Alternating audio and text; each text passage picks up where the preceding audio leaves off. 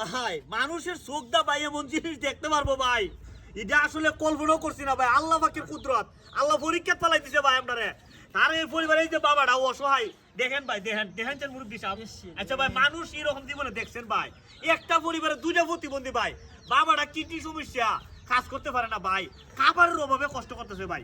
আচ্ছা ভাই, এই পৃথিবীতে কোটি কোটি মানুষ থাকতে কত খাবার, কত হোটেলের মধ্যে সেরাটনে গেলে কোটি কোটি টাকার খাবার নষ্ট হইতেছে ভাই, আর তারা সামান্য খাবারের জন্য তারা কষ্ট করে, তারা চিকিৎসার জন্য তারা কষ্ট করে।